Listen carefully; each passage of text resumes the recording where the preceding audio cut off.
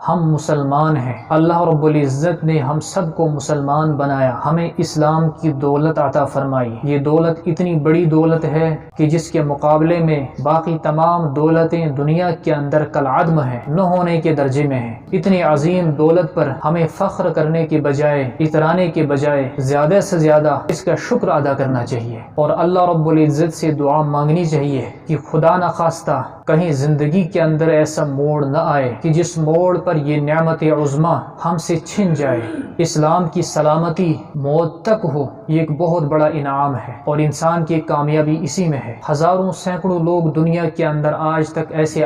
آتے رہے ہیں اور قیامت تک آتے رہیں گے جن کا اسلام خاندانی تھا، جو اسلامی ماحول میں پیدا ہوئے، اسلامی معاشرے میں انہوں نے جنم لیا، ان کے والدین، ان کے آبا و اجداد مسلمان تھے، انہی کے چلتے وہ بھی مسلمان تھے، لیکن ایسا وقت آیا جب ان کے دلوں میں ایمان اور اسلام کی کوئی قدر و قیمت باقی نہیں رہی، جب انہوں نے اسلام اور کفر کو نہیں سمجھا، نتیجہ یہ نکل آیا کہ انہوں نے کہا کہ جس طرح سے ہم اسلام کے ہوتے ہوئے زندگی گزار رہے ہیں، کیا فرق پڑتا کہ اگر ہم کسی اور مذہب کو اپنائیں۔ تو اسلام کی قدر و قیمت جب انہوں نے نہیں سمجھی، ان کے آبا و اجداد نے انہیں اسلام کا درس اور اسلام کی تعلیم نہیں دی، انہیں اسلام کی قدر و منزلت اور اس کی عظمت، اس کی فضیلت، اس کی اہمیت نہیں سمجھائی، تو وقت آنے پر وہ اسلام سے ہاتھ دھو بیٹھے۔ ہزاروں سینکڑوں لاکھوں لوگ آج تک دنیا میں ایسے آئے اور آتے رہیں گے، اور انہوں نے سمجھا کہ ہم نے بہت اچھا کام کیا، لیکن حقیقت میں ایک بہت بڑی دولت ان کے ہاتھوں سے چلی گئی۔ اس لیے